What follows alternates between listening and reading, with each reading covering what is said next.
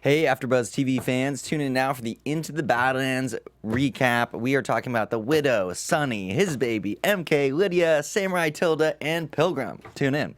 You're tuning into the destination for TV superfan discussion, AfterBuzz TV. And now, let the buzz begin. Nice.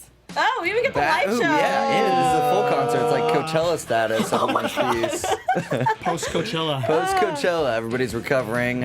Hopefully, we're not too sick of all those Instagram posts. No, I want to see all of them. But yeah. I want to see baby photos. Right, right. I want to. Speaking of baby photos, we have to see baby photos of Sonny's baby. I know. Crazy. Adorable. It's great genes for that kid. Great genes. Clearly, he's got the Dad's genes. yeah. Phil's got the dad genes. But a little bit of rage within him, as we'll see. I mean, yeah. yeah, It makes sense. Controlled rage. yeah, the baby Controlled rage. rage. I don't know how much damage an infant can do when you've I don't got know. the gift, but Yeah. we'll see. I mean, it's going to be a very interesting season 3. We've got a great panel here. Justin and Alexis.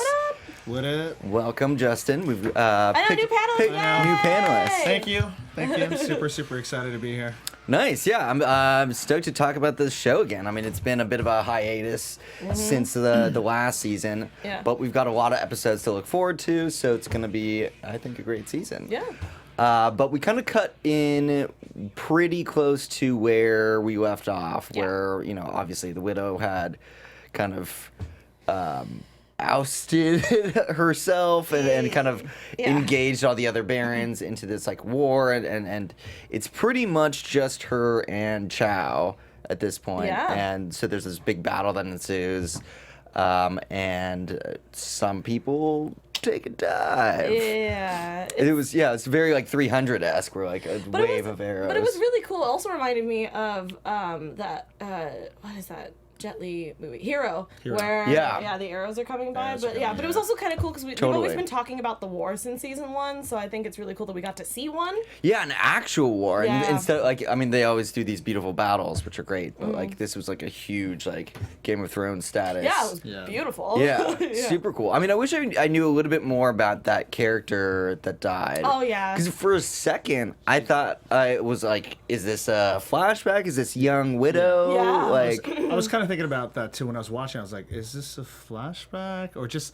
I don't know. I think the one thing that I, being a new, panelist and here, I've loved the cinematography of this show. Yeah. Like it feels like it's very cinematic. It's very like movie quality for a TV show, but just like what you were saying, it's like I was definitely having that Jet Li Hero, and it's like the show really mixes well like different elements, like whether it's just in terms of the Badlands, like I was talking to you about how it kind of has like a Mortal Kombat feel to it, just in terms of like the fighting and Outworld and warriors and sets and all this other stuff. So, and just Daniel Wu, I mean, just amazing, just an amazing actor. Yeah. And I'm just really happy to see an Asian American lead in this show that's going on for season 3. Right. Definitely. No, I am very welcoming of that as well. And I think he does a great job.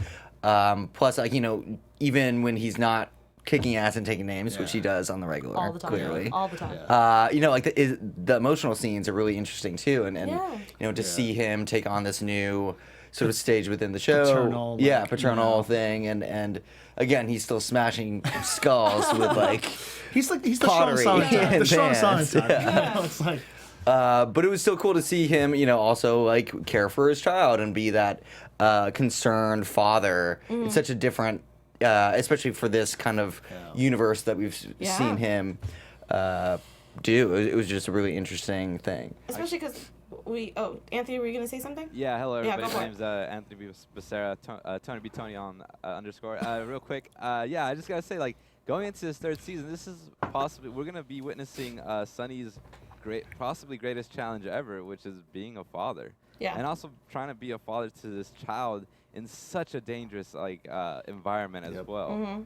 So it's like I'm so excited to see him grow. Like, we've seen Sonny as a warrior, and how he's grown to be not just anybody's warrior or be used as a tool, but be his own man. And now he's gonna be a father. I'm just so excited to see what this journey lies for him. Well, because I feel like it's that time now where we've seen Sonny at his peak, where he was the at the top with his Baron, and he was like the best killer out, in the entire Badlands and things like that. So now he's at that all-time low. He doesn't have Vale anymore. Spoiler alert if you didn't see last season. Sorry. And now he has to deal with traveling with a baby who's sick, clearly. Yeah. So, it's just kind of interesting to see, because when you see a protagonist and a character who's so strong in these shows, it's like, oftentimes the other, antagonists are going to see the baby, they're going to try to exploit him, and his kids. So do you think the actual baby will make him softer or weaker, or do you think he's going to be even more ferocious, the fact that he has a kid to protect now? Even more Interesting ferocious, question. Yeah, I mean, I think kind of a combo of both. I mean, we saw in this episode, he really held back in a lot of ways. He was gonna kill the deer, and saw the baby Bambi situation, and ended up avoiding it just because he would have felt so bad. Even though he was hungry and he needs to feed his child and everything, he's been pulling back in a lot of ways, and even where there was a guy that knew where they were staying and sent because there's a bounty on his head, sent some assassins towards him. In the old days, he would have just killed him, no problem. And now he's really feeling as a father, I can't do that to the children. It's such a different perspective that he's thinking of now. It's not just, you screwed me over, so you're dead. Yeah, and also the fact that he's usually has a clear head, even though he is still making clear decisions. He's also drinking a lot now, which we didn't really get to see much. Sometimes we saw it, but not just flasking it. Yeah, just flasking it all day. I love how he's holding his son. He's and I'm just gonna open this real quick, take a quick shot. Okay. But it's so different, from the Sonny that we've seen in past seasons. Well, and I think he's got to play. I mean, obviously, be a strong father figure, but he's gonna be the mom too. There's really nothing else that this baby has. He has to do it all. He's which he can. So we're gonna see some changing diapers in the next scene. Yeah, exactly. Just in between kicking ass, a sword in one hand and a diaper in the other. Diapers in the other hand. So. It should be. There. Yeah, I mean, they can do some pretty remarkable stuff in this show. I mean, in the moon fight, when the widow finally catches up with him, that was one of the coolest moments I thought of this episode, just because it was very. We were talking a lot about the stylized nature of the show. It's very filmic. It reminded me a lot of Crouching Tiger. That's exactly what I was going to say. The wire work was insane. Exactly. She kicked the swords. And also two swords at the same time. Yeah. So cool. And then they were bouncing up on him, and just that, it was such a beautiful fight, fighting up the tower. I thought that was so cool, and just the set they chose. It's almost stylized martial arts ballet. In that sense of the way that they do the choreography and everything else like that. So I love it. Very, very enjoyable. Yeah, super cool. And obviously a good fight. They were pretty evenly matched. So I think the Widow was able to kind of win the Moon's favor, because there aren't too many people that can go toe to toe to him. I mean, Sonny. Obviously took care of things, he's but top shelf. But they're all that's the top of the line. I think those three are the only ones that would be able to really contend with each other. Yeah, and I love his kind of the mechanism that he uses to keep his arm/hand in check, I guess. There was the giant claw. It was like a gripper claw. It was very interesting, and the fact that I didn't know it was gonna Assassin's Creed extend out. I was like, oh. When I saw that, I was so pumped. Yeah. Right? That's so cool. It's pretty badass. Yeah. I was like, this guy's gonna Candyman someone. Yeah. He's gonna Candyman. And he was just basically telling me oh, well, I've just gotten much better with my left hand. Right. Yeah. Much better. I was like, I'm not at a disadvantage. I'm much better with my left hand. Stuff like that. And he was using it with purpose too. Again in that fight, we saw him actually clawing up the tower. So it was cool that they kind of integrated it in an authentic way. Yeah. It's just kind of funny because when you see the Widow just kind of entice his ego. It's if you help me, then you can take back your revenge on the person who took your hand. And then as a guy, I don't know, I think it's in our DNA, we're Okay, yeah. You know, it's like a person who scores on you, like in basketball. Next thing you know, like, okay, I have to get revenge on this guy. Yeah, exactly. You know? No, definitely. The redemption feeling is real, for sure. I mean, it is his hand, too. Like, I feel like it that is like a higher thing than pride, you know? It's funny because he said, like, a hand is just flesh and bone. But it was more or less like his like pride. I know, but I feel like also at the same time he's still a little peeved that he took a piece of him, just a little bit, just a tiny bit. It's very tiny, more pride, but like you also took my hand. That's rough, bro. Yeah, and I was trying to think back to that because it's been so long since the last season, and I'm glad they kind of recapped it in the episode. Yeah.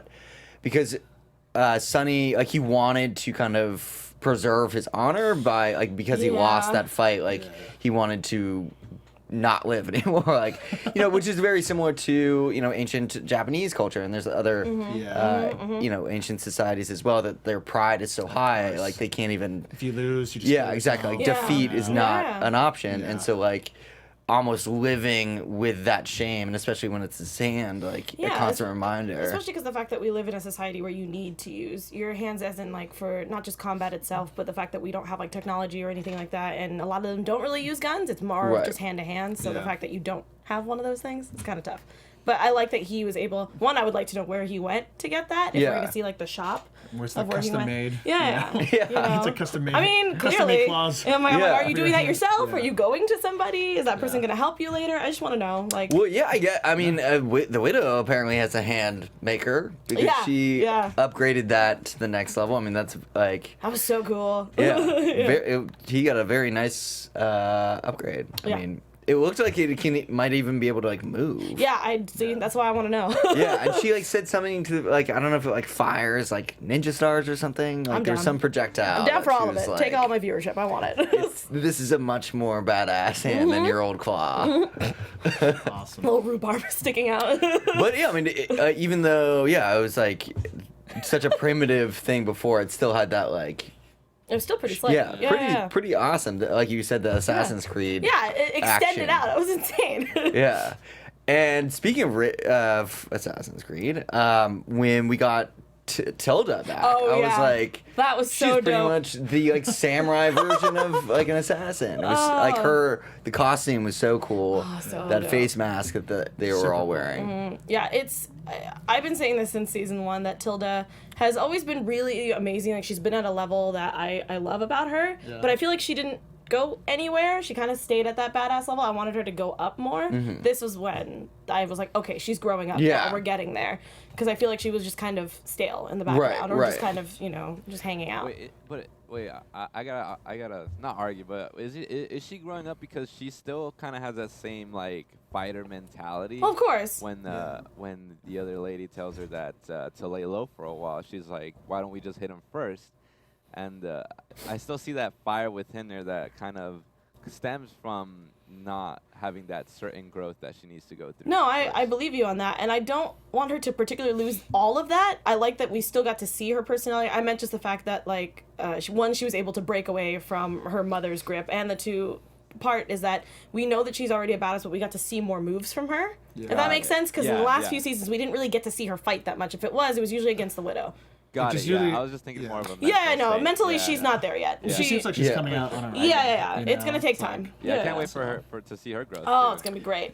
Yeah, absolutely. I would hope that they focus a lot of time on her storyline this season. Because again, the first season was a lot about MK and I have thoughts about this boy right now. Yeah. We'll get to him.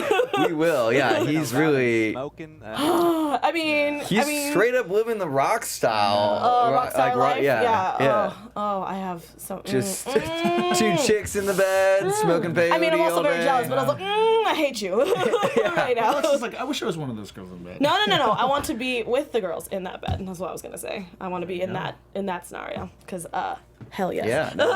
Just something funny real quick. Mr. Goku Jr. Says, rest in peace, bowl cuts. Oh. Tilda's bowl cut. Yeah.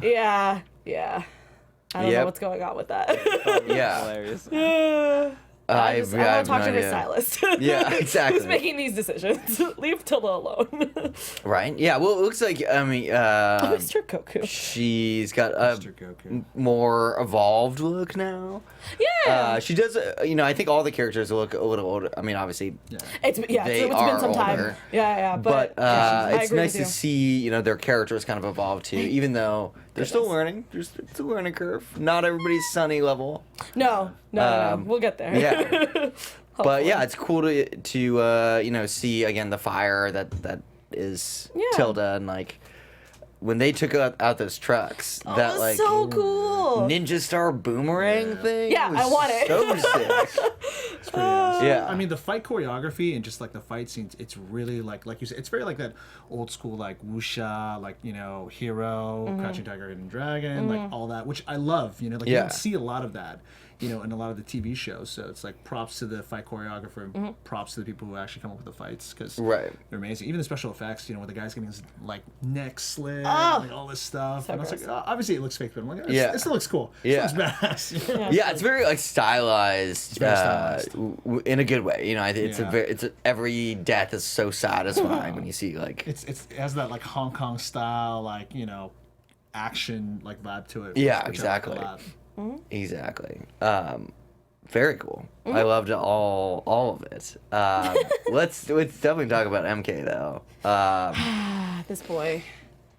What? I just like wanted to take like my slipper and just just Filipino mom it like my mom like just Yeah, I mean, what are you doing? I get it though. Like he's lost. I feel like a sort of a will to live in a lot of ways. Like, I mean, he doesn't have his power. Yeah, he doesn't have his power. Yeah. Sonny's gone. Tilda's gone. Like it's just hitting a low. Yeah. Right now. He just has his smoking and his women. It's like, there's not real much of a life there. So. Exactly. It's just like, well, I mean, he's so bored, and I think he's upset and just kind of like rebelling being against. a brooding teenager. Well, also on top of that, what we haven't seen and maybe we will see, but like. I believe the widow has been torturing him in order to try to bring out that power within him. He's a broken person at this point in time in which we meet him in season 3, and I love how like the lighting on his face was in that scene as well, because you can see that half of his face is in shadow while the other half is in light, and it's representative of like his journey of where he's been through. How although he like it kind of gives you hope, whereas like although he's in a very dark place, there's still that piece of light that. You see when he mentioned Sonny, he still has hopes that Sonny might save him, or that he still has someone there in his corner. But the widow's trying to get rid of those thoughts and mentalities by saying that you have no one except for myself.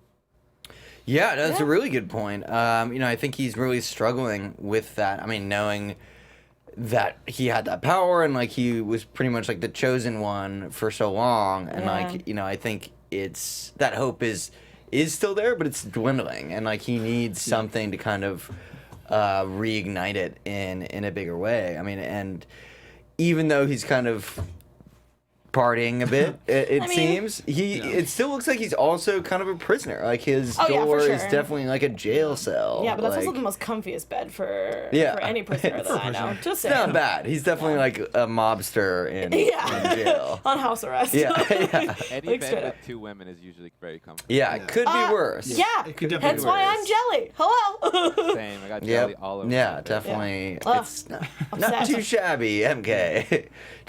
Kind of curious to see what's going to happen with his character throughout the rest of the season, whether he gets his power back or he's just kind of like I would think so. Yeah, absolutely. And now that Moon is in the mix, hopefully he can kind of inspire him in some of the similar ways that we saw Sonny do that, because I think for MK, even though the widow's a very powerful person, she's very good at what she does, because she's always been on that other side, like I think it's hard for MK to even think about her not as an enemy. Yeah. So I don't even know if he would be able to look up to her in a way, especially since she's been doing a bunch of things, and they have to kind of get the the I don't know, the gift out of him.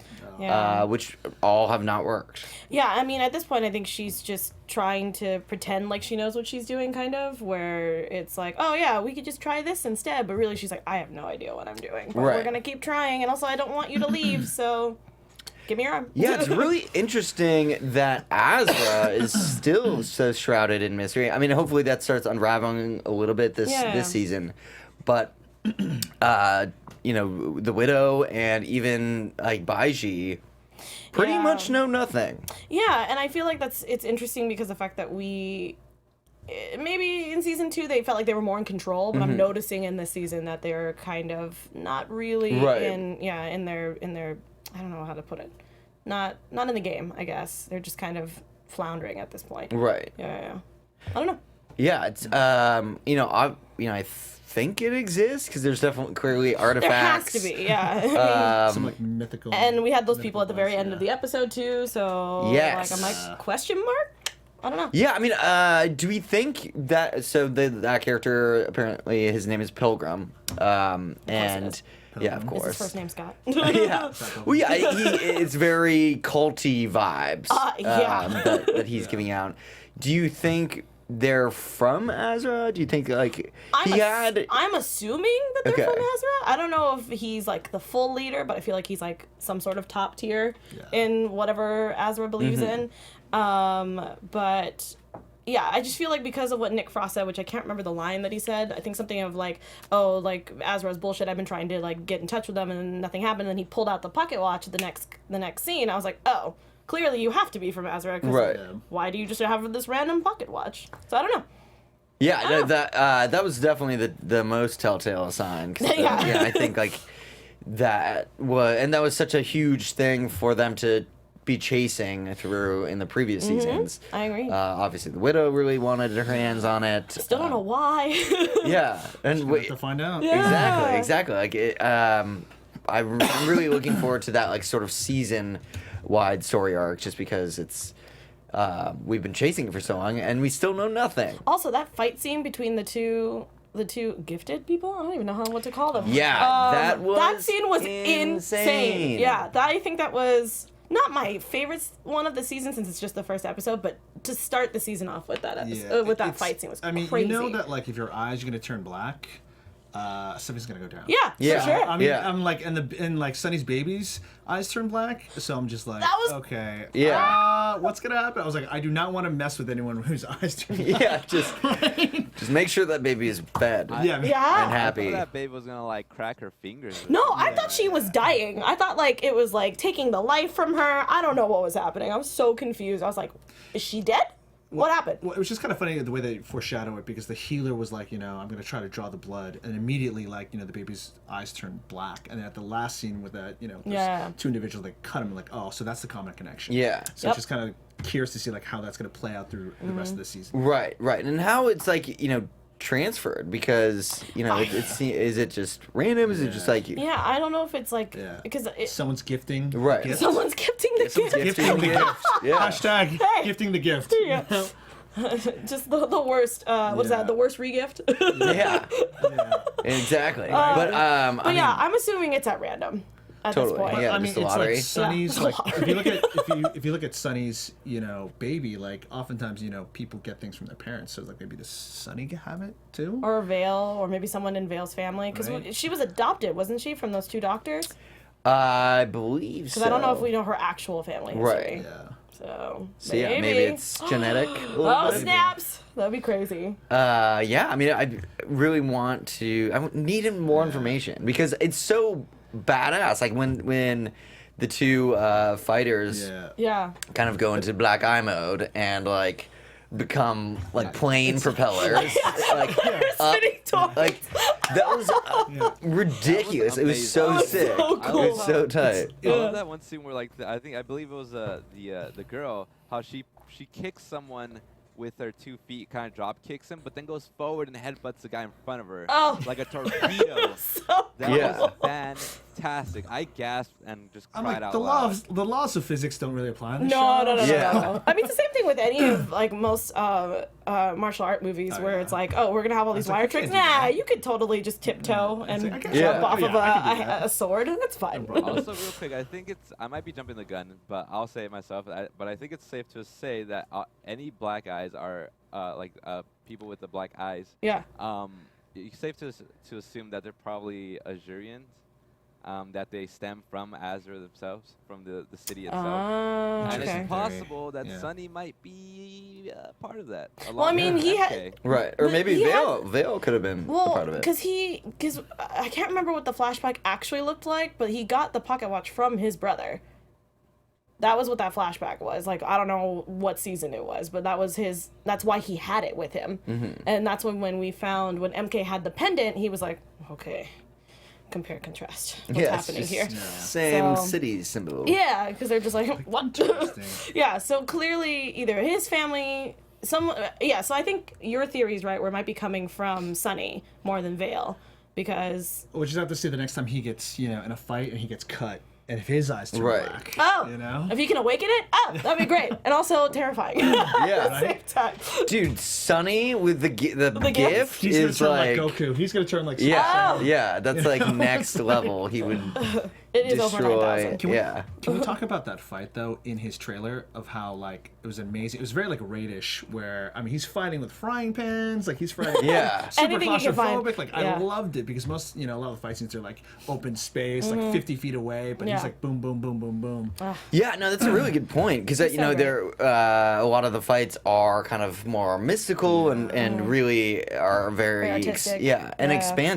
Yeah. And it was a much different environment. Like it was so close quarters and like it was kind of a claustrophobic feeling, like you said. I really liked how they mixed it up and instead of conventional like wire work, like, flying in the air. I mean, that's like amazing, but like I love the fact that it's like I just want to see him do like an arm bar or a triangle on the next like episode. Someone, and just the weaponry instead of these elaborate like swords and stuff that are based on legend. It was like frying pan and like iron pots and pans. That being said, he still had like a crib trap. I still can't believe that he had crib booby trap. Yeah, crib booby trap. And dead. Don't leave the Winnebago without it. Don't leave the Winnebago. This man said, "Don't leave the Winnebago without your baby booby trap." This guy. Exactly. You never know. It's the Badlands. It all goes down. This conversation. It's the Badlands, Alexis, not the baby land. No, hey man. The bad baby lands. The baby Badlands. Oh my God. The baby this Badlands. Poor child. Yeah, exactly. It's crazy to see how Sunny's gonna be able to handle dealing with the fact that he tried to help MK with his gift, didn't really do a good job. Now his own son has it. Yeah, hopefully second time's the charm. Second time's the charm. Second time. Redo. I think he's evolved a lot as a character, and he is, like making that decision to be with Vale and kind of away from his own just career ambition, being a regent and that kind of thing. I think he's in a much better place to be a caring father and kind of do it the right way. Yeah. And hopefully now that he's at this refugee camp that Lydia's running, they'd be able to, incorporate the townspeople into more of a healthy upbringing. Maybe put it to school. Yeah, maybe. We'll see. Yeah, I mean... Or they get raided by the butterflies. Or that. That can happen, definitely. Together, and we have a nice little bandwagon of people. Definitely. I mean, when Tilda struck the butterfly caravan, I mean, that obviously made a big splash. We saw that scene where there's like all the coffins and stuff. So she's clearly not going to be very happy about that, and kind of going to be tracking the trucks for sure. So they might not be too safe, which is too bad. Yeah. What do you guys think of the interaction with Sunny and Lydia when they saw each other again? Like, they didn't really, like, there was like that moment, and because there was a lot of other stuff going on, they like didn't have time to like address how awkward it was, like with each other. It was like, wow, this is interesting, like, because it was such a different dynamic when they had obviously known each other for so long. Yeah. It's so tough because I was waiting for it to be some sort of argument, but it didn't really pan out that way. It just they were just kind of there, just kind of living in the moment of like, hey, we both survived Quinn, even though he said he was dead and then came back. Yeah. What? I mean, I feel like it was like a great moment of like there's a lot we need to say to each other, but like we're gonna table it. Yeah, because for the baby. Yeah, for the baby's sake. For the baby's sake, we'll just shut up now. Yeah. Yeah, I agree with you. I think it was just kind of thrown under the bridge, kind of like, I understand what's happening. We also have our own stuff to worry about, so let's just yeah, exactly. Yeah. We will pause this. Put a pin in it for later. Yeah, exactly. Put a pin in it. Yeah, and luckily Baji's always there with the comedic relief. Guy. But he's still up to the same tricks. I don't think he's ever going to change, and I kind of don't want him to. Doing Fair well. Enough, just running the schemes. Also looked real fancy in that purple suit. Yeah, he was fitted. I mean, now it's obviously ripped because he had cheating pouch. What happens when you try to cheat at Mahjong? Yeah, exactly. Yeah, it looks like they're playing like dominoes or Mahjong or something like that. Yeah, because it had the green backing to it, and I was like, oh, memories. Nice, yeah. So... Yeah, I don't know. It was cool. I think the one thing that really struck out to me in the episode was just kind of Sonny's character with his son, and I feel like just in the scene with like the healer and all this other stuff where he's just so concerned, like and as all parents are about their kids, but I feel like it the healer was like, are you training to be a healer? And he's like, no. He's like, well, why don't you just let me do my job and you go get something to eat. It's like, okay, yeah, so all right, like, I feel you. I get it. I definitely feel like his son's going to be a crucial like instrument role in this season, right? Whether I hope nothing happens to him or he doesn't have to fight him, or hope that but yeah, I think it's going to be interesting to see what happens. Right. I wonder if he's going to be a baby the whole time. I mean, that's obviously an interesting dynamic, but I know that this season is a very it's a fat season. It's like 16 episodes. Yeah, which is so crazy to me. But I'm also like, it's the best. Yeah, I'm very happy about it. Yeah, because most of the time, usually with TV shows, they usually don't have kids on there for that long, or they're not in every episode. Yeah, but clearly, like what you said, where this baby is clearly going to be a huge story point. I'm assuming we're going to have to see this baby all the time. Right. Well, exactly. Carrying him on his back. Yeah. That's what he was doing in the beginning. Because he had all that stuff in the back, so I thought the baby was back there. And I was like, oh, no, you're just holding him. All right. Yeah. It's going to be pretty much like Jason Statham from like The Fate of the Furious. Where he's like fighting. Where, like, he has with a the baby. Right here. Like, be right here. Like, stay right here. Like, let me handle business. But, yeah, I mean, who knows? I mean, this show is in the realm of like fantasy, so right? Anything could happen, right? Like a spell or whatever could be like the kid could like grow up or something like that. It's not like grounded in like 1990s, Yeah, exactly. I mean, I'm with you. Yeah, the kid's like 6 weeks. Yeah, he's gonna be 6 weeks for another 10 episodes. Yeah. So he's never gonna grow. Yeah, he's never gonna grow up. Also, everyone in the chat loves your shirt, by the way. Thank you so much. Yeah, Boy Meets World. Boy Meets World. Shout out to all the Boy Meets World fans right? out there. They've been talking about your shirt for quite some time now. Yeah, just randomly.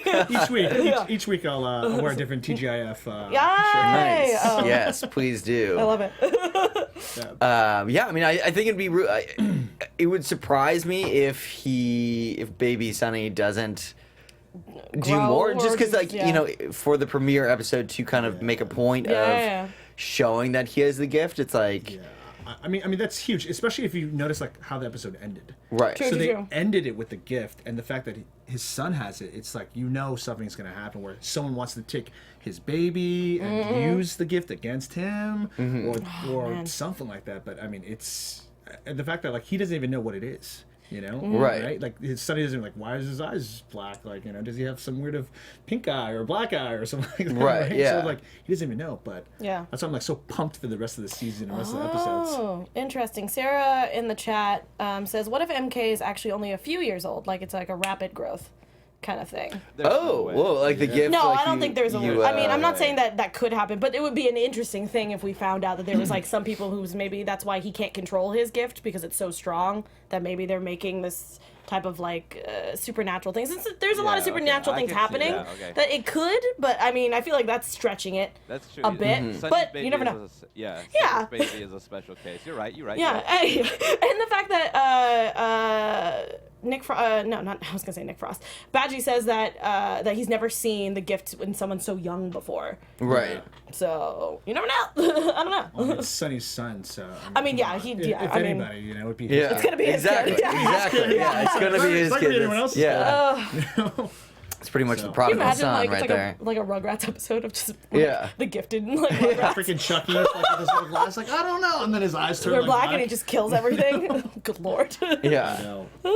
But that's why I want him, hopefully, to age a little bit faster, just because it's like, what's a baby with a gift to do with it? You know what I mean? Unless he leaves it with somebody, or he gets, like what you said, where he gets kidnapped and then we don't see him for like 3 episodes. Right. Just to get through the story. He grows up and he's like a little teenager and And he's you're like a little like, frog. Yeah. You know? And he just it's like kicks Sonny's butt. Yeah. But I mean, that's the reason why like I'm so excited to see the rest of the season and the rest of the episodes. Yeah, because it can go anywhere Yeah, it at can this go point. anywhere. Yeah. Yeah, it's really open, and now like they've kind of expanded the world. I think we actually have a photo of like the map, right? Yeah. If we Because I wanna pull that up. Because it's hard for me to know where we are right now. Yeah, Badlands. are we still in the Badlands? I would Are we assume outside? so. I just don't know where her. Can you? Yeah, I was this like. is the armadillo. So Okay.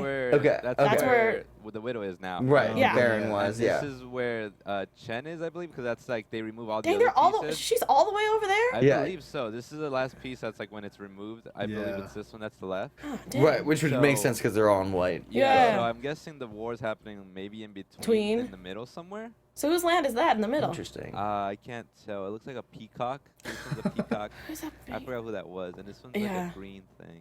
Yeah, I don't remember. Well, yeah, I know the widow was like teamed up with someone when they were fighting Chow. She was like there, like the last. Yeah. I have to rewatch season 1 and 2. But yeah, thankfully they finally gave us a map. I mean, yeah, because I have no idea. Yeah, they need to be putting this in the intro, like Game of Thrones. Yeah, they kind of had a little bit of it. Yeah, just like a smidge, and I was like, oh, I see you, AMC. Yeah. Okay. Yeah, it's nice. I like it. But yeah, I definitely want to see more of like specifically what location. It doesn't have to be like Walking Dead where it like tells you where it is, but like at least enough to be like, oh, this is where we're at now. Right. Because I don't know where Lydia is right now. Also, real quick, do you know what faction the people at the end of the episode were? The ones all dressed in white? I thought that was Chen's, no? Okay, that would make sense because if you look at the map again, there's nothing really to the right of the Badlands here. It just says swamped and flooded territories. Oh. But on the left, it has mountain ranges that span and it could possibly go all the way up as well. So maybe that's possible where that Azra's over yeah, there. is that direction? It would make sense. And it's just like waltzing. It's gonna waltz through Chen's territory and eventually try to take over the whole Badlands and be knocking at Widow's door by the end. Jeez. Yeah. I mean, yeah, because they wanted to take a boat at one point. So if they had to go around the mountains, that would be the only way to do that, unless you go through them. So. Yeah. Speaking of going through the gate that the Pilgrim and the two black eyes take down. They were in all white. Do you think those are Child's people, or do you think that's just like another outpost? No, I think because it's very color coded, just kind of like Hero and like their like how they were telling stories in different colors. I feel like it's kind of the same. So I assume that they're Chen's. The gang colors, dude. Yeah. These colors don't run. I just think it's so funny because they're always like. You know, put your put your weapons down, and you may live. And the guy's like, ha ha ha ha. Yeah. You know, and then afterwards, like they all get slaughtered. Oh, yeah, that's great. It's like the warning, and it's like okay. Oh yeah, that part where he's like, tell your people what you saw here. I was like, all right, if he can walk, sure. Yeah, just kind of threw him over the. Pushed him off the gate. People, had their eyes turn black, and then they whirlwind spin. Yeah, exactly. Everybody. Make sure you tell that to everybody. Yeah, make sure you tell everybody that. Did you write that down? Did you take notes? Yeah, exactly. Did you take out your camera phone and show? What was interesting is the dude of the black eyes. Like, there's a second where he went out of it, and then he snapped back. Yeah, he came back. I think he just cut himself to continue. Yeah, I mean, would assume so. Do you think that was by his control? Like, do you think, or he just like had a moment where like it was slipping a little bit, and then he got the focus back? Because we also don't know how much control. Because clearly she was able to stick with it the entire time. Right. Like he fought. I mean, I don't know. I don't know what the levels are. I think it's gonna be kind of interesting to see how it works. Right. Because oftentimes we know that it's like cut by blood, but you don't know how long it lasts. Mm-hmm. You don't know exactly what the powers are. You don't know exactly like maybe someone else can manipulate it. Yeah. Maybe someone else is a conductor of that, right? Who can like control them or something like that. So, Exactly. I mean, there's so many many factors into it. That's why it's like so interesting, because obviously the writers have done a good job of teasing in the first episode, but then, you know, like they said, they got to watch like the rest of the season and figure out like what that means. Renji's calling those kids the Tornado Twins.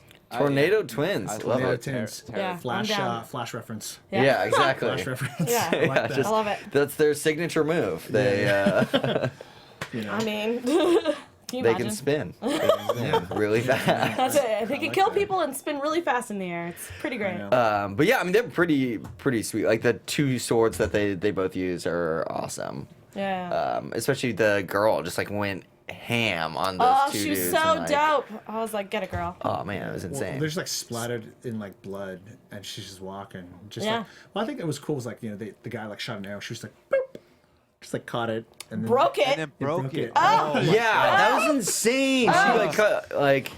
I do not want to meet her in a dark alleyway. Well, because I was scared because of the fact that he lost his powers at that point. I thought hers were gonna go, so I was scared that was gonna hit her. So as soon as like her eyes didn't change and she caught it, I was like, she's so dope. I want to see more of her. She got it.